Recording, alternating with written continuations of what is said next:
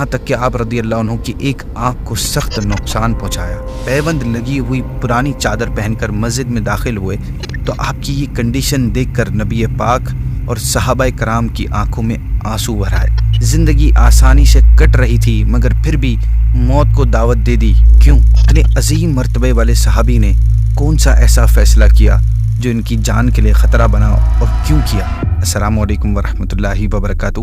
Series تاریخی فیصلے historic decisions میں آپ کو ایک بار پھر ویلکم۔ ناظرین، آج ہم جس ڈیسیجن پر بات کرنے والے ہیں وہ آپ کو حیران کر دے گا۔ ایک انسان کا اپنے بارے میں ایسا فیصلہ جو خود اس کی جان جانے کا سبب بن سکتا تھا اور وہ اس کے فیصلے کے نتائج سے بھی باخبر تھا۔ ہی نوز واٹس گوئنگ ٹو ہیپن، مگر پھر بھی فیصلہ لیا۔ کوئی جبر نہیں، کوئی زبردستی نہیں، زندگی آسانی سے کٹ رہی تھی مگر پھر بھی موت کو دعوت دے دی کیوں؟ کوئی کیوں اپنی ہی جان کو بنا کسی مجبوری کے خطرے میں ڈالے گا؟ آج کا فیصلہ چونکا دینے والا ہے، عقلوں کو حیرت میں ڈالنے والا ہے۔ یہ فیصلہ تھا صحابی رسول حضرت عثمان بن مظعون رضی اللہ تعالی عنہ کا۔ آپ کے اس تاریخی فیصلے کو سننے سے پہلے آپ کا انٹروڈکشن اور حالات کو جاننا بھی امپورٹنٹ ہے تاکہ فیصلے کی وجہ اور اس کا بیک گراؤنڈ پس منظر سمجھنے میں ہمیں آسانی ہو۔ ناظرین، حضرت عثمان بن مظعون رضی اللہ تعالیٰ عنہ ہمارے پیارے آقا صلی اللہ علیہ وسلم کے صحابی ہیں۔ آپ رضی اللہ عنہ کی کنیت ابو الصائب ہے۔ 13 مردوں کے بعد آپ نے اسلام قبول کیا۔ آپ نبی پاک صلی اللہ علیہ وسلم کے رضائی بھائی بھی ہیں۔ آپ اصحاب الصفہ میں سے بھی تھے۔ پیارے آقا نے آپ کا نام سلف الصالح رکھا۔ بہت زیادہ اچھی کوالٹیز والے، کثرت سے عبادت کرنے والے، دن میں روزہ رکھتے تو رات بھر اللہ پاک کی عبادت میں مصروف رہتے۔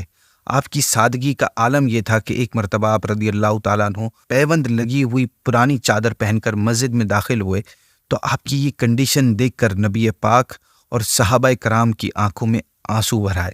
آپ رضی اللہ عنہ رمضان المبارک سن 2 ہجری میں ہونے والے غزوہ بدر میں بھی شریک ہوئے اور غازی بن کر لوٹے تھے۔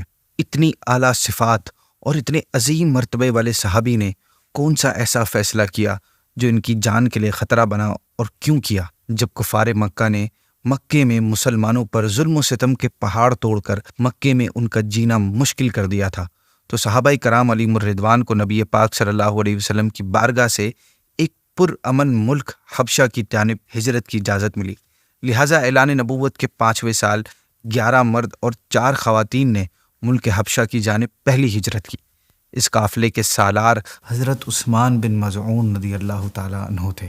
مسلمانوں کا ہجرت کرتا دیکھ کر کفار مکہ نے شرکائے قافلہ کو اریسٹ کرنا چاہا، لیکن اللہ پاک نے ان حضرات کی مدد فرمائی اور یہ اللہ پاک کے فضل سے کشتی پر سوار ہو کر روانہ ہونے میں کامیاب ہو گئے۔ یہ مہاجرین حبشہ پہنچ کر امن و امان کے ساتھ عبادت الہی میں مصروف ہو گئے۔ چند دنوں بعد حبشہ میں اچانک یہ خبر پھیل گئی کہ کفار مکہ مسلمان ہو گئے ہیں۔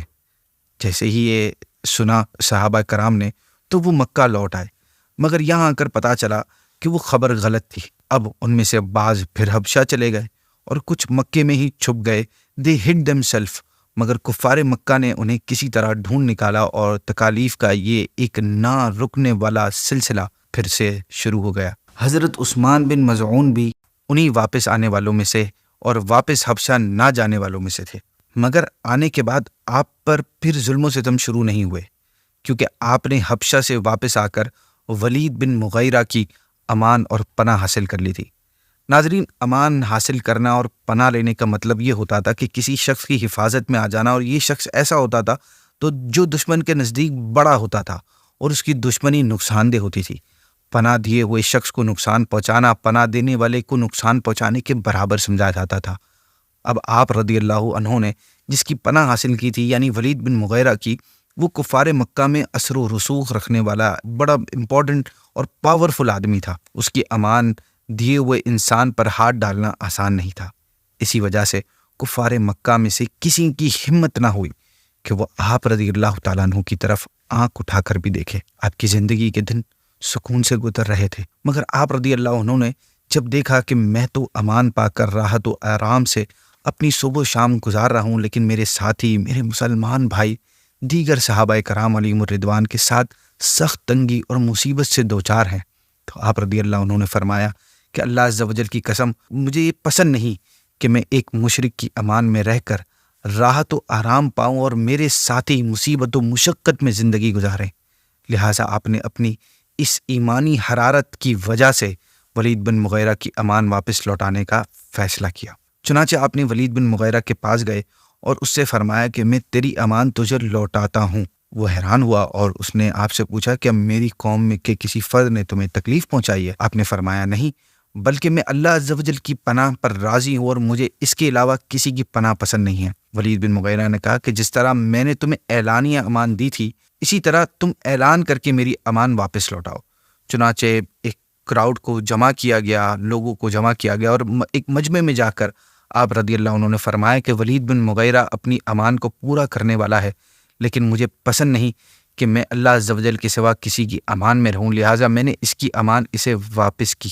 امان لوٹانے کے بعد کفار کی جانب سے آپ رضی اللہ عنہ پر ظلم و ستم کا ایک نیا دروازہ کھلا۔ آپ پر بہت زیادہ ظلم و ستم کیا گیا، یہاں تک کہ آپ رضی اللہ عنہ کی ایک آنکھ کو سخت نقصان پہنچایا۔ یہ دیکھ کر ایک بار ولید بن مغیرہ نے آپ سے کہا کہ اگر تم میری امان میں رہتے تو تمہیں یہ تکلیف نہ پہنچتی، مگر آپ رضی اللہ عنہ کے ڈیسیژن میں ذرا سا بھی ڈاؤٹ نہیں آیا، اور آپ نے فرمایا کہ my other eye is also desiring that it should suffer in the way of God۔ میری دوسری آنکھ بھی خواہش کر رہی ہے کہ اسے بھی راہ خدا میں یہ تکلیف پہنچے، اور رہی بات امان کی تو میں اس کی امان میں ہوں جو تجھ سے زیادہ عزت اور قدرت والا ہے۔ یہ فیصلہ، یہ ڈیسیژن کوئی ایزی ڈیسیژن نہیں تھا۔ سکون بھری زندگی چھوڑنا، تکلیف اور موت کو دعوت دینا، اور پھر تکلیف کے باوجود اس فیصلے پر ڈٹے رہنا، it was not an easy choice. ہماری زندگی میں، ہماری لائف میں کئی بار ایسے موقع آتے ہیں جب کسی ایسے موڑ پر ہم آ جاتے ہیں جہاں ایک طرف تو بڑی آسانیاں ہوتی ہیں، سکون ہوتا ہے، آسائشیں ہوتی ہیں، ہمارا اپنا کمفرٹ زون ہوتا ہے، جبکہ دوسری طرف ہمارے اصول ہوتے ہیں، پرنسپلز ہوتے ہیں، خودداری ہوتی ہے، غلامی سے نجات ہوتی ہے، دوسروں کا خیال ہوتا ہے۔ تو ہمیں بھی ایسے وقت میں آپ رضی اللہ عنہ کے، اپنے اسلاف کے، اپنے بڑوں کے فیصلوں کو یاد رکھنا چاہیے، جنہوں نے اللہ پاک کی رضا اور مسلمانوں کی دل جوئی کے لیے ایک سخت اور ایک ہارڈ ڈیسیجن لیا اور تاریخ میں اپنا ایک نام رقم کیا۔ وہ انگلش کی کہاوت ہے نا کہ easy decisions hard life, hard decisions easy life. اب آپ کے اوپر ہوتا ہے کہ آپ کون سی لائف چوز کرتے ہیں۔ ایک قول کے مطابق ماہ شعبان کے سن 3 ہجری میں آپ رضی اللہ عنہ کا وصال ہوا، جس کے بعد ہر قسم کے غم سے نجات آپ کو حاصل ہو گئی۔